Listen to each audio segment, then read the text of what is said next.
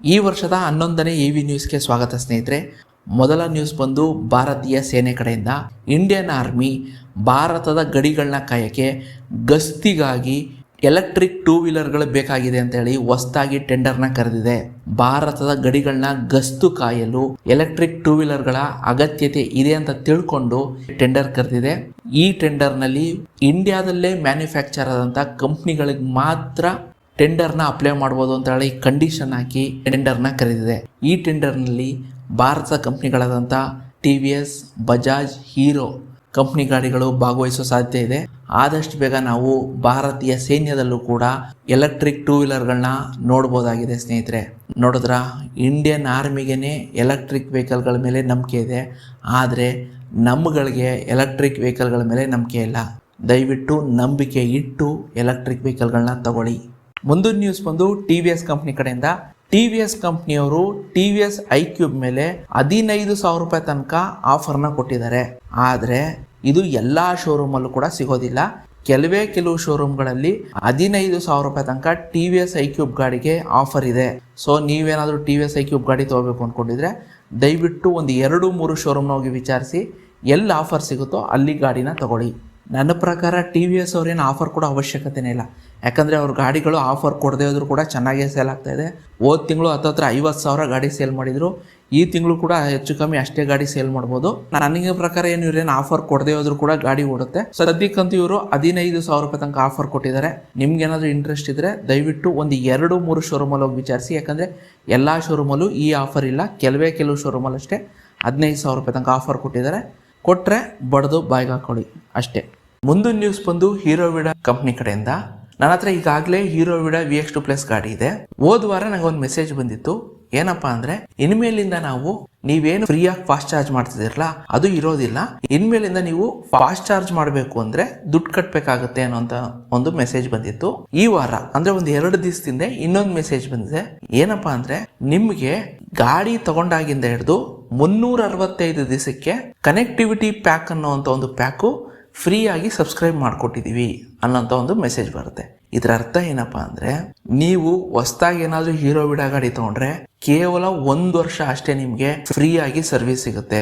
1 ವರ್ಷ ಆದಮೇಲೆ ನೀವು ದುಡ್ಡು ಕಟ್ಟಬೇಕಾಗತ್ತೆ. ಅಂದರೆ ನೀವೇನಾದರೂ ಫಾಸ್ಟ್ ಚಾರ್ಜ್ ಮಾಡ್ತೀನಿ ಅಂದರೆ ಅಥವಾ ಹೀರೋವಿಡಾದು ಸಾಫ್ಟ್ವೇರ್ ಯೂಸ್ ಮಾಡ್ತೀನಿ ಅಂದರೆ, ನೇವಿಗೇಷನ್ ಯೂಸ್ ಮಾಡ್ತೀನಿ ಅಂದರೆ, ಅಥವಾ ಸ್ಮಾರ್ಟ್ಫೋನ್ ಕನೆಕ್ಟಿವಿಟಿ ಯೂಸ್ ಮಾಡ್ತೀನಿ ಅಂದರೆ, ಇವೆಲ್ಲ ಯೂಸ್ ಮಾಡ್ತೀನಿ ಅಂದರೆ 1 ವರ್ಷದ ತನಕ ಅಂದರೆ ನೀವು ಗಾಡಿ ತೊಗೊಂಡ 365 ದಿವಸ ತನಕ ಅಷ್ಟೇ ಫ್ರೀ ಇರುತ್ತೆ. ಆಮೇಲಿಂದ ನೀವು ದುಡ್ಡು ಕಟ್ಟಬೇಕಾಗತ್ತೆ ಅಂತ ಡೈರೆಕ್ಟಾಗಿ ಎಲ್ಲೂ ಹೇಳ್ತಾ ಇಲ್ಲ ಕಂಪ್ನಿಯವರು, ಇಂಡೈರೆಕ್ಟಾಗಿ ಹೀರೋವಿಡಾ ಕಂಪ್ನಿಯವರು ಹೇಳ್ತಾ ಇದ್ದಾರೆ.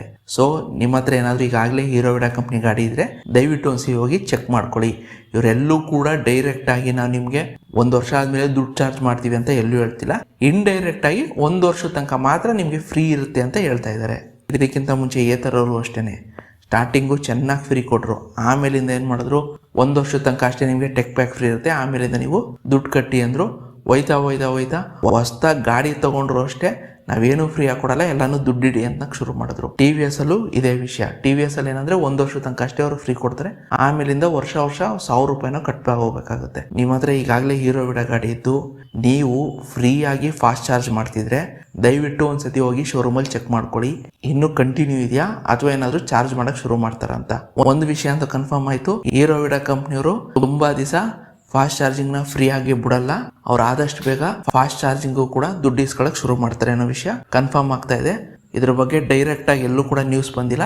ಇಂಡೈರೆಕ್ಟಾಗಿ ಕಂಪ್ನಿಯವರು ಮೆಸೇಜ್ ಕಳಿಸಿ ತಿಳಿಸ್ತಾ ಇದ್ದಾರೆ. ಅರ್ಥ ಮಾಡ್ಕೊಳ್ಳಿ ಸ್ನೇಹಿತರೆ. ಮುಂದಿನ ನ್ಯೂಸ್ ಬಂದು ಓಲಾ ಕಂಪ್ನಿ ಕಡೆಯಿಂದ. ಓಲಾ ಕಂಪ್ನಿಯವರು ಇತ್ತೀಚೆಗೆ ಓಲಾ ಸೋನಾ ವೀಕೆಂಡ್ ಅಂತ ಒಂದು ಆಫರ್ ಬಿಟ್ಟಿದ್ರು.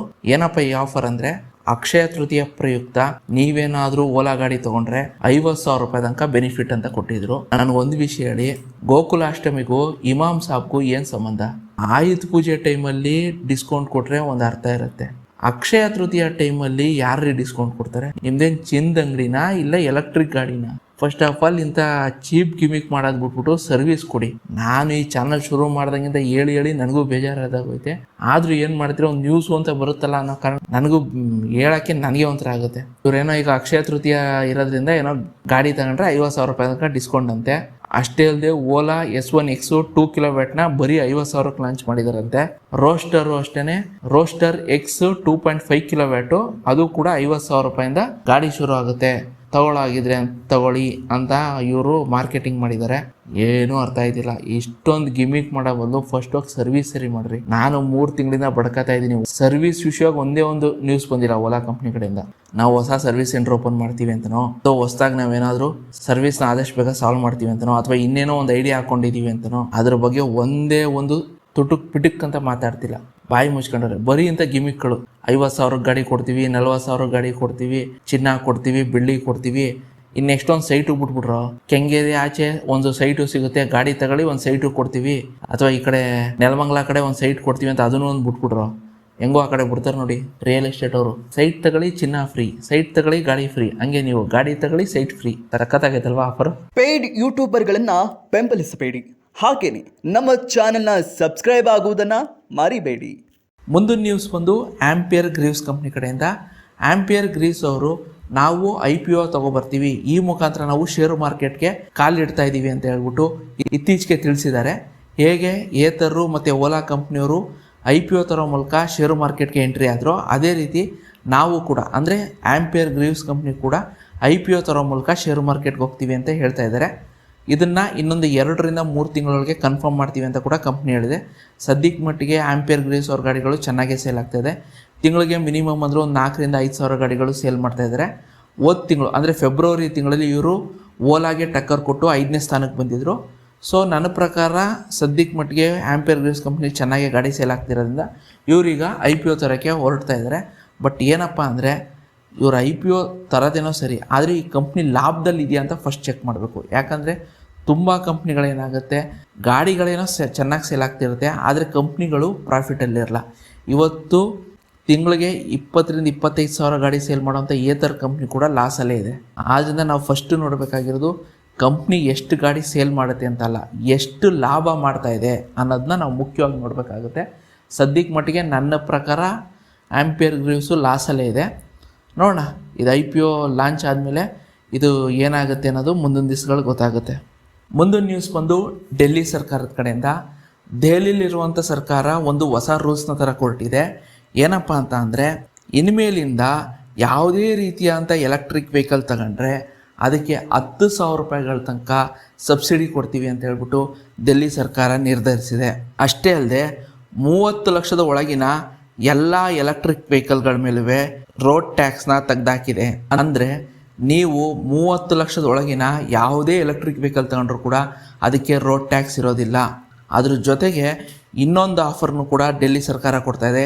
ಏನಪ್ಪ ಅಂದರೆ, ರೆಟ್ರೋ ಫಿಟ್ಟಿಂಗ್ಗಳ ಮೇಲೆ 50,000 ರೂಪಾಯಿ ತನಕ ಇನ್ಸೆಂಟಿವ್ ಕೊಡ್ತೀವಿ ಅಂತ ಹೇಳಿದ್ದಾರೆ.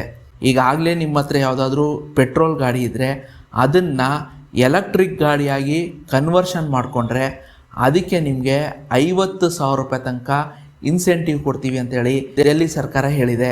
ಇದಿನ್ನೂ ಕೂಡ ರೂಲ್ಸ್ ಬಂದಿಲ್ಲ. ಇವ್ರು ಈ ಥರ ತರ್ತೀವಿ ಅಂತ ಹೀಗೆ ಹೇಳಿದ್ದಾರೆ. ನನ್ನ ಪ್ರಕಾರ ಇನ್ನೊಂದು ತಿಂಗಳು 2 ತಿಂಗಳಲ್ಲಿ ಈ ರೂಲ್ಸ್ ಬರ್ಬೋದು. ನಮ್ಮ ರಾಜ್ಯದಲ್ಲೂ ಬರಬೇಕಲ್ವಾ? ಯಾಕೆ ಅಂತಂದರೆ ನಮ್ಮ ರಾಜ್ಯದಲ್ಲಿ ನೀವೇನಾದರೂ 10 ಲಕ್ಷದ ಮೇಲೆ ಯಾವುದೇ ಎಲೆಕ್ಟ್ರಿಕ್ ಗಾಡಿ ತಗೊಳಕ್ಕೆ ಹೋದ್ರೂ ಕೂಡ ನೀವು ಟ್ಯಾಕ್ಸ್ ಕಟ್ಟಬೇಕು, ರೋಡ್ ಟ್ಯಾಕ್ಸ್ ಕಟ್ಟಬೇಕು. ಅದ್ರ ಜೊತೆಗೆ ನಿಮಗೆ ಕರ್ನಾಟಕ ಸರ್ಕಾರದವರು ಯಾವುದೇ ರೀತಿಯಂಥ ಸಬ್ಸಿಡಿ ಕೊಡಲ್ಲ ಎಲೆಕ್ಟ್ರಿಕ್ ಗಾಡಿಗಳ ಮೇಲೆ. ಬರೀ ಸೆಂಟ್ರಲ್ ಗೌರ್ಮೆಂಟ್ ಅಷ್ಟೇ ಸಬ್ಸಿಡಿ ಕೊಡೋದು, ಸ್ಟೇಟ್ ಗೌರ್ಮೆಂಟು ನಮ್ಮಲ್ಲಿ ಯಾವುದೇ ರೀತಿಯ ಸಬ್ಸಿಡಿ ಕೊಡೋದಿಲ್ಲ. ಅದ್ರ ಜೊತೆಗೆ ರೆಟ್ರೋ ಫಿಟ್ಟಿಂಗು ನೀವೇ ನೋಡಿದ್ದೀರ, ತುಂಬ ಅಡ್ವರ್ಟೈಸ್ಮೆಂಟ್ ಬರುತ್ತೆ.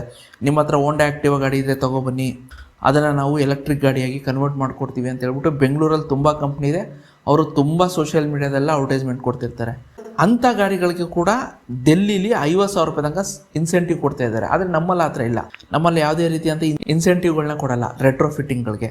ಅದನ್ನ ಕೊಡಬೇಕು, ಆಗ ಮಾತ್ರ ಜನ ಕನ್ವರ್ಷನ್ ಮಾಡ್ಕೊಡ್ತಾರೆ. ನೋಡೋಣ ಈ ಕಾನೂನು ಬಂದ ಮೇಲೆ ಎಷ್ಟು ಜನ ಡೆಲ್ಲಿಲಿ ಎಲೆಕ್ಟ್ರಿಕ್ ವೆಹಿಕಲ್ಗಳನ್ನ ಜಾಸ್ತಿ ಖರೀದಿಸ್ತಾರೆ, ಎಷ್ಟು ಜನ ಎಲೆಕ್ಟ್ರಿಕ್ ವೆಹಿಕಲ್ಗಳನ್ನ ಕನ್ವರ್ಷನ್ ಮಾಡ್ಕೊಡ್ತಾರೆ ಅನ್ನೋದು ಮುಂದಿನ ದಿವಸಗಳಲ್ಲಿ ಗೊತ್ತಾಗುತ್ತೆ. ಮುಂದಿನ ನ್ಯೂಸ್ ಬಂದು BYD ಕಂಪ್ನಿ ಕಡೆಯಿಂದ. ಚೈನಾದ ಶೆಂಗ್ಪಿನ್ನಲ್ಲಿರುವಂಥ BYD ಫ್ಯಾಕ್ಟ್ರಿಗೆ ಬೆಂಕಿ ಬಿದ್ದಿದೆ. ಇದೇ ತಿಂಗಳು ಏಪ್ರಿಲ್ 14ನೇ ತಾರೀಕಿನಂದು ಶೆಂಗ್ಪಿನ್ನಲ್ಲಿರುವಂಥ BYD ಫ್ಯಾಕ್ಟ್ರಿಗೆ ಬೆಂಕಿ ಬಿದ್ದಿದೆ. ಇದರಿಂದ ಫ್ಯಾಕ್ಟ್ರಿಲಿದ್ದಂಥ 1000ಕ್ಕೂ ಹೆಚ್ಚು ಕಾರುಗಳು ಸುಟ್ಟೋಗಿದೆ. ಇದರಿಂದ ಹತ್ತತ್ರ 10 ಮಿಲಿಯನ್ ಅಷ್ಟು ನಷ್ಟ ಆಗಿದೆ ಅಂತ BYD ಕಂಪ್ನಿ ತಿಳಿಸಿದೆ. ಇದು ಯಾಕೆ ಈ ವಿಷಯ ಹೇಳ್ತಾ ಇದ್ದೀನಿ ಅಂದರೆ, ಇವತ್ತು ಜನರ ಮನಸ್ಸಲ್ಲಿ ಒಂದು ಭಯ ಇದೆ, ಅಯ್ಯೋ ಎಲೆಕ್ಟ್ರಿಕ್ ಗಾಡಿಗಳು ತೊಗೊಂಡ್ರೆ ಎಲ್ಲಿ ಬೆಂಕಿ ಬೀಳುತ್ತೆ ಅಂತ. ಆದರೆ ಎಲೆಕ್ಟ್ರಿಕ್ ಫ್ಯಾಕ್ಟ್ರಿಗೆ ಬೆಂಕಿ ಬಿದ್ದುಬಿಟ್ರೆ ಜನ ಇನ್ನೂ ಕೂಡ ಭಯ ಜಾಸ್ತಿ ಆಗುತ್ತೆ, ಅವ್ರು ಇನ್ನೂ ಕೂಡ ಪ್ಯಾನಿಕ್ ಆಗ್ತಾರೆ.